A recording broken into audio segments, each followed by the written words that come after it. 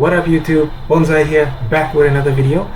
This is going to be the third and final part to my Solomon Islands China Security Pact deal video. If you haven't seen one or both of the previous parts, please click the prompt somewhere here. It will open up a tab which will take you to the two previous videos, so you can watch them first before continuing on with this one.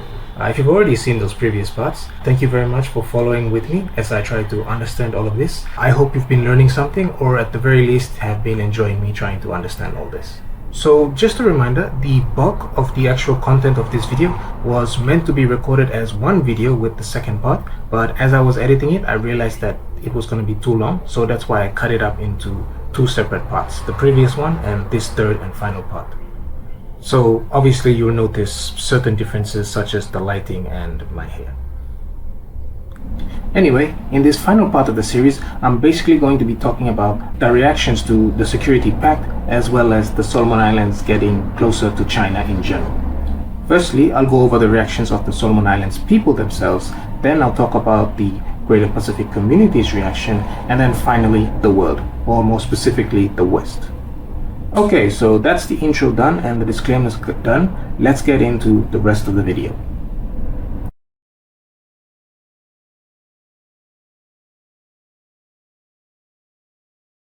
So before we go over the reactions though, I'd like to briefly go over my summaries from the previous video regarding why I think this pact was necessary in the first place, as well as why I think many have found it suspicious. I think it's important to have these at the back of your head as you're watching me go over the reactions. Now, I already listed these in the big takeaway portion of the previous video, but I didn't say them outright, so I just want to speak on them first before we move on, because like I said, it's important to have them at the back of your head. So, very briefly, what do I think are the key factors that necessitate the existence of the Security Pact between the Solomon Islands and China? One, you have the history of strife in the nation, the tensions crisis that happened between 1998 and 2000s. Two, you have the recent violent protests going back as far as 2006, when they had those protests specifically in Chinatown of Honiara, and then coming back to as recent as when Guevara was elected. That's prior to the pact being signed, I mean. Three, you have targeted attacks against ethnic Chinese living in the Solomon Islands, which in a way kind of makes sense why China itself would want to be involved in this situation. Four, you have the upcoming 2023 Pacific Games in the Solomon Islands. So it kind of makes sense in that light why the Solomon Islands government would want additional security personnel at their beck and call should they need them. So these are the key reasons that I've mentioned thus far as to why the Solomon Islands requires this security pact. If you have any more that you'd like to add, you can do so in the comments. So what then are the reasons why people find this security pact suspicious? Number one, you have the general distrust of the Solomon Islands people in their own government. I think this is quite an important factor as to why the locals at least would be suspicious of this pact. Two, you have a controversial sitting prime minister. I mentioned as far back as part one the deals involving getting his nephew to be chief of staff and the whole ordeal surrounding Julian Modi. Three, you have the general power struggle between the central government and a lot of the other provincial governments in the country, specifically Malaita. So with all these power struggles going on, it makes sense that some accusations would be thrown around when the central government seems to be strengthening its power. Four, you have this non-transparent pact, which is quite suspicious given that another similar pact already exists with Australia and is very transparent, as I demonstrated earlier in the previous episode. Five, you have this pact being done with a major known geopolitical actor in China. Examples of other geopolitical actors, major ones, would be the USA and Russia, both of whom I'm sure you all know do a lot of plays such as this on their own. Therefore, it's obvious that such a pact would draw the ire of China's rivals, namely the USA in this regard. And it would also start to worry your neighbors, because they'd obviously be concerned that their region of the world is now going to be turned into a geopolitical playground for these major powers. So yeah, these are the factors that I've identified that make this pact somewhat suspicious. And again, if you've got more to add on that, please do so in the comments. Anyway, with all that summary out of the way, let's get into the actual meat of this video.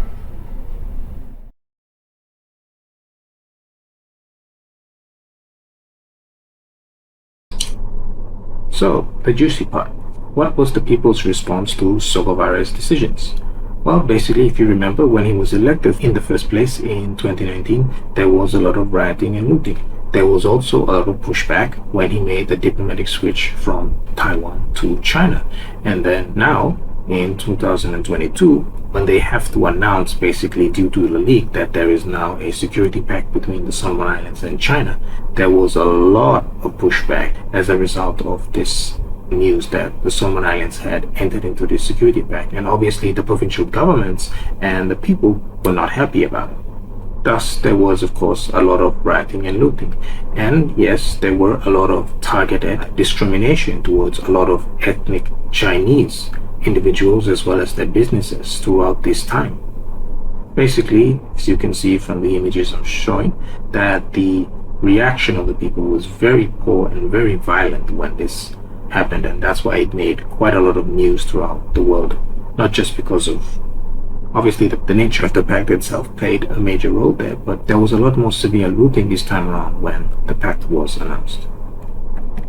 Now, not necessarily everybody was on board with the riots that happened, even if they agreed with the sentiments being brought up. There were also a lot of Solomon Islanders who were actually quite pleased to work with China because of the development opportunities it brings. Here is a clip showing a stadium that's being built in Honiara, the capital of Solomon Islands, in preparation for the 2023 Pacific Games that's just going to be next year. Unsurprisingly, some Solomon Islanders are quite pleased with the building of this facility and some of the other things that China is doing. For example, this young man.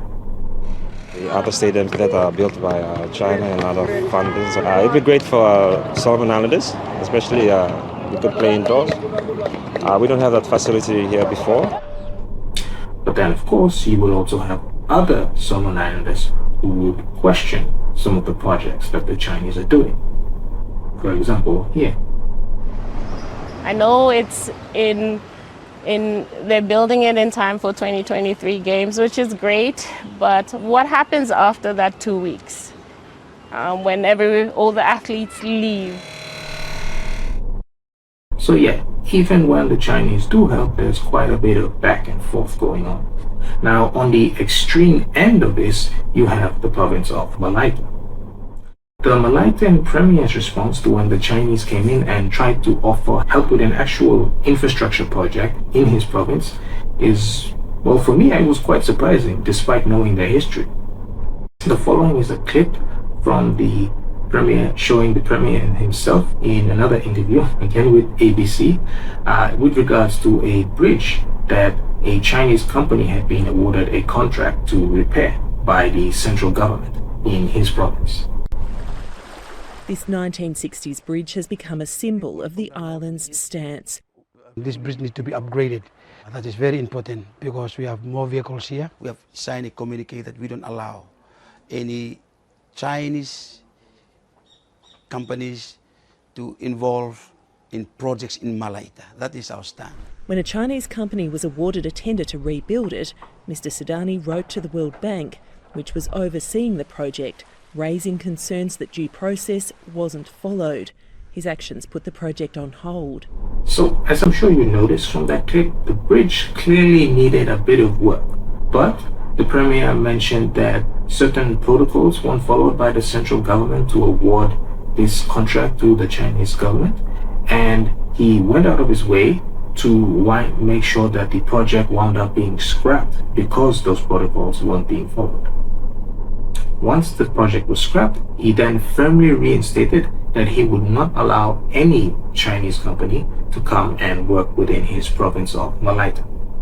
From one angle here, you can say that he's taking a firm stance against China, but I think it's also important to realize here that it can also be said that he's taking a firm stance against the central government.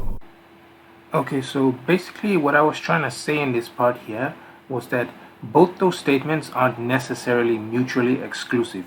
He can both be taking a strong stance against China as well as the central government. And that's what I think the truth is more likely to be, or somewhere in between. He's obviously has his issues with the central government and China, and he's making a firm stance against them both here. The reasoning as to why he'll specifically mention China and not the central government is a bit complicated, and I think it has more to do with the fact that whilst China is a powerful nation, it is a relatively far away foreign nation. So it's a lot more easier for him to sort of put China in the front and sort of not necessarily say anything specific towards the central government. It's more politically expedient to blame China than it is to say anything against his actual government, which is just next door, basically. Now, as I previously mentioned, it's not just Malaita that has issues with the central government. Many of the other provinces take a lot of issues with the switch that happened in 2019, and then now they're even more worried that the government has decided to take on this security pact because they see it as a way for the central government to strengthen its position against theirs, because right now they're currently butting head with the central government. There was also the announcement from the central government that they will be postponing the 2023 general election. They say it's because of the South Pacific Games that will be taking part in 2023, and so they'd much rather postpone the government so they can focus on the games and then focus on their elections, which kind of makes sense. But obviously there's a lot of distrust there in the Solomon Islands, and that's why the oppositions to the government will obviously throw accusations of corruption and collusion at the decision here. Anyway, the takeaway from all this is that though Malaita is an extreme example, they are not alone in their sentiment against the central government. So that's sort of an overview of the local Solomon Islands people's response to the security pact with China, and generally speaking also the switch from Taiwan to China. But it's also more accurate to say that it's more of a response to the locals and the provincial governors' response to the central government strengthening its power. And in a way, well, take a look at this headline that I came across.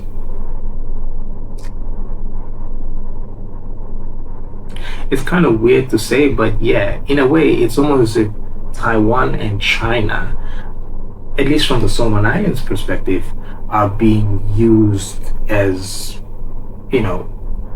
justification being thrown around by the provincial governments and the central governments as to reasons why they want to keep their division growing.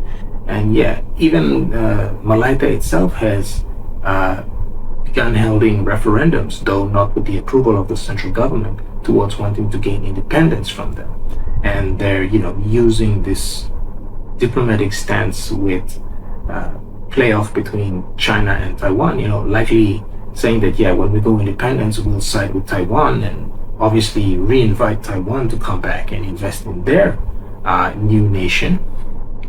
And so you have this, this extreme response from Malaita, but they're basically, in a way, doing their own politics, doing their own deals to try to obtain benefits and increase their power or hold on to their power, however you want to see it. So yeah, it was quite an interesting revelation the more I read into this and came across this particular point of view that I don't think a lot of people would initially think of when they come across this story. This idea that it's not necessarily Malaita and the central government that are being used, but they're using the big guys, China and Taiwan, at least compared to them, to try to play off and get benefits. Like I said, Taiwan did do a lot of good for the Solomon Islands when they were around, and so obviously I think the Malaitans would hope that the Taiwanese would help them once they break off from the rest of the Solomon Islands, which, yeah, the Taiwanese probably would, I think, at this point. Anyway, that last part I kind of went off script and started saying a whole bunch of things.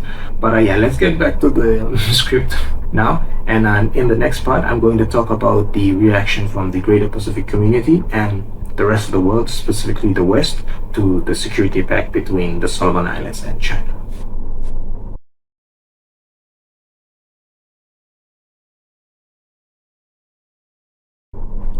So, moving out now from the Solomon Islands to the greater Pacific region, the vast majority of Pacific Island countries did not take any hardline stance against the Solomon Islands making the security pact, but they did want to caution the Solomon Islands, their brothers and sisters, from taking this deal way too far. You know, obviously, don't go from security pact to military base, right? And it's not like they don't necessarily despise the Chinese or anything. In fact, most Pacific Islands countries have a lot of trade going on with the Chinese. I mean, pretty much everybody does, almost everybody. And of course, within a lot of these countries, there are a lot of development projects that are going on or have been completed by the Chinese government. And so, obviously, most of the Pacific Islands nations are on very friendly terms with the Chinese government because of this. Now, of course, there are individuals who are within the Pacific Islands nations who will strongly go against the Pacific Islands. And, you know, in some cases, like in the case of Malacca and also the Federated States of Micronesia, you even have like state organizations that strongly oppose China. But for the most part, most Pacific Island nations have. It's kind of like what Manasseh Sogavare said about his own country, right? Friends to all, enemies to none. That's actually a sentiment that is shared by the vast majority of Pacific Islands nations. You know, generally speaking, we like to be friends to all and enemies to none. And so that's why, you know, people want to keep the door open. But obviously, the worry is that when you invite the Chinese in too much, it will lead their rivals to want to move in a lot, and it might provoke some actions from the West, for example, and we'll see some of the more extreme statements that certain Westerners have said since this pact, since this whole story blew up, and you'll see what the worry is about, wherein they're worried about this igniting some sort of conflict and causing issues within the region, bringing instability into the region, even if the sentiment that the Solomon Islands government had was coming from a truly benevolent place. You know, when you have these large nations moving in, you now lose control, and what happens next, you don't really have any control over it anymore. So there is that concern from the other Pacific Islands nations. So basically what I'm saying is that for the most part, most Pacific Islanders, even if they don't necessarily love the Chinese, are fine with the Chinese being around, provided that they can provide some good benefits to them for, you know, operating their businesses within the area. Now, sometimes, as happens with many foreign businesses coming into a local area, the businesses exploit the locals, and this can cause a lot of resentment and anger. But provided the Chinese or whoever treats the locals right, most Pacific Islanders are perfectly fine with having foreign investment coming in. As long as there is good investment that always put our people first, we will always welcome that. But not an investment that comes and exploit our resources, exploit our land and people. But when that doesn't pan out too well, then you have the issues arising. So ultimately, the thing here is that most Pacific Island nations did not take a hardline stance against this pact being formed between the Solomon Islands and China, but they did send words of caution towards the Solomon Islands about not wanting them to take it too far. Anyway, so let's go on to talk about the West's response to this. And yeah, things get a little bit more interesting once we start to talk about their response.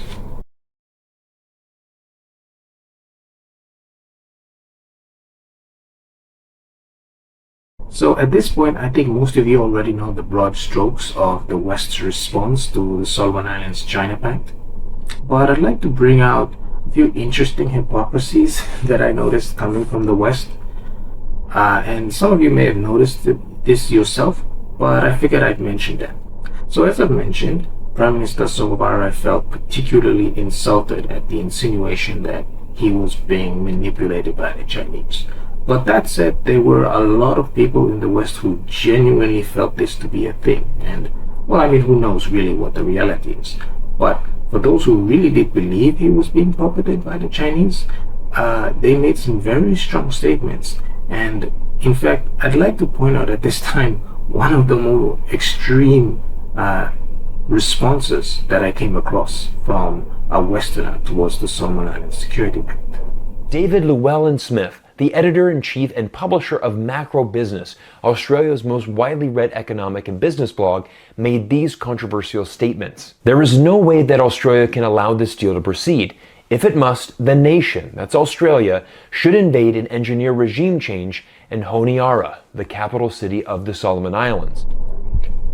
Now, obviously, he is a very extreme and zealous example here, and I'm pretty sure the vast majority of Australians would not agree with this statement, even if maybe a few more than I'd like to admit would. That said, it's the extreme example. If we look, that said, it wasn't just, citizens like him, but even the Prime Minister of Australia himself did say something that was, I think is quite interesting, and I wanted to point out. So this is Scott Morrison, the Prime Minister of Australia at the time, and here's what he said.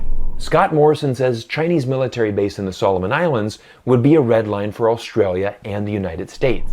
Now, of course, this is in response to a Chinese military base in the Solomon Islands. Not just the pact that they're having right now, only in the event of a military base in the Solomon Islands.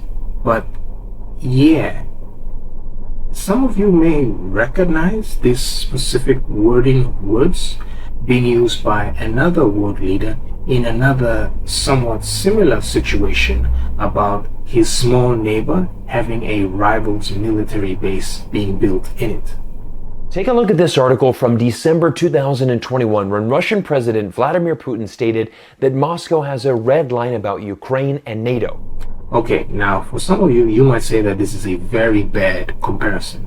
But to be honest, if you really look at it from a more objective position, and I'm someone who generally speaking tends to favor more the West than the Chinese, though I do believe that the West has a lot of problems too of their own. But that said, I have to agree here. From the perspective of from a more principled perspective, taking away my own biases, these two leaders are effectively making the same stance about a foreign, supposedly independent nation. The following video I'm going to show you is from a YouTuber that I personally find has a strong bias towards China, so I don't necessarily think he's very objective, but I'd like to show this part of his clip because he does make a good point here. But this is where things get really interesting. The official stance of the American government is that Ukraine is a sovereign nation and that Russia has no authority over Ukraine. America is adamant that Ukraine should have the right to self-determination. Basically, Ukraine should be determining what is in the best interest of Ukraine. And this is why the United States has ignored Vladimir Putin and his security concerns of NATO expansion. However, if we follow the same logic, the Solomon Islands is a sovereign nation. They should also have the right to self-determination. Basically, that ability to determine what is in the best interest of the Solomon Islands. But the reality is that this does not apply to the Solomon Islands, because it is Australia and the United States who ultimately will determine what is best for Oceania. It really baffles me that the world can look at these two identical headlines and not see the blatant contradictions.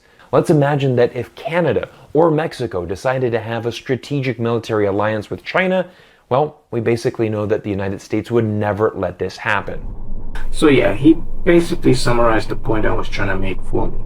And yeah, it is quite hypocritical of the Australian PM, at least, at that time for making this statement. Because, if you're willing to respect Ukraine's sovereignty, so on and so forth, then why not the same thing for the Solomon Islands? But yeah, I think at the end of the day, we're all happy that Sogavare himself at least stated that he would never allow such a thing to happen. And provided that Sogavare holds true to his word and none of these more radical statements being said by certain Westerners come into fruition, I'm sure everything should remain stable. And if anything, other than these very negative statements being thrown around, there's also been a lot of reopened dialogue between the West and a lot of Pacific Islands countries, right? The United States said for the first time in a long time that they were going to reopen their embassy in the Solomon Islands, and you have a lot of new attention in the Pacific Islands region. Even Japan, who is a strong Western ally in the East, actually said that it would start paying more attention and putting in more investments into Pacific Islands countries. So in a way, this kind of opened up a small round of reinvestment from a lot of other partners into the Pacific Islands. And I guess the hope here is that they would try to stem, at least from their point of view, try to stem the reliance of the Pacific Islands nations on China. Which, generally speaking, I think it's a good thing, right? You don't want to be too reliant on one particular partner. So all in all, you have some positive statements coming in from the West, coupled with a few of the more negative ones, some quite extreme. But nevertheless, it's sort of a give and take balance, positive, negative response from the West. So yeah. That brings us to the end of this section, and now I'm going to do a final takeaway and summarize this video.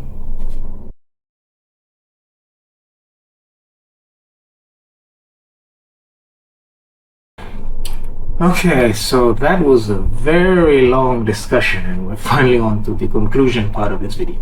So I just decided to do one big takeaway for this whole video, and so I'm just going to quickly go over everything, just like quickly mention the main things and just summarize it all.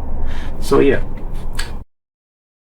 so lastly, I talked about the general reaction of the Solomon Islands people and the Pacific Islanders and the West to it. Generally speaking, the Solomon Islanders were very displeased with what Sokobare did, and obviously they had all the rioting and so on. And as for the people's image of China, it was more or less split. Well, I mean, to be honest, I can't really get what the exact figures are, because it's not like there's a poll or anything. But yeah, there definitely is a faction of the population that are okay with the Chinese and like some of the things that the Chinese are doing. However, despite this, there is, of course, the other side of the population that are questioning the decisions by the central government towards its deals with the Chinese.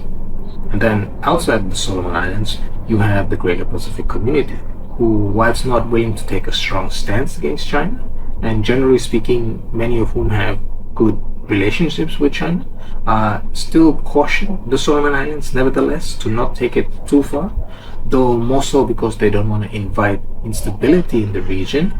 But generally speaking, I think they more or less trust the Solomon Islanders to not take this too far.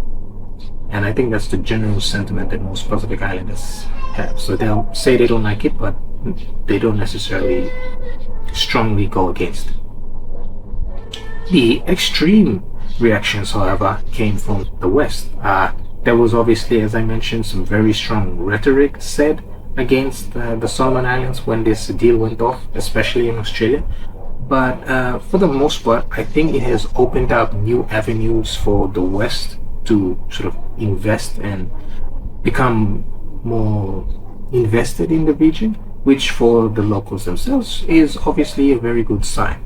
And so I think all in all, whilst there was some bad things said, I think some of the nice promises that were made are quite well promising. So as long as those play out, things may be on the up and up for the Pacific.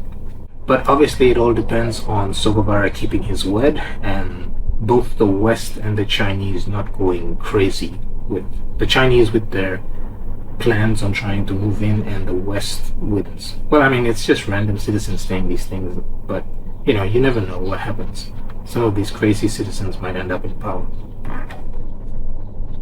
Anyway, that brings me to my various conclusions to a very complicated situation. And I know this video is way longer and feels very complicated compared to the first one, which I streamlined down, but that's mostly because I yeah, I really found difficulty condensing this subject. This is my first time doing this, unfortunately, and so I don't have the necessary experience on how to like break these things down in a nice, concise way.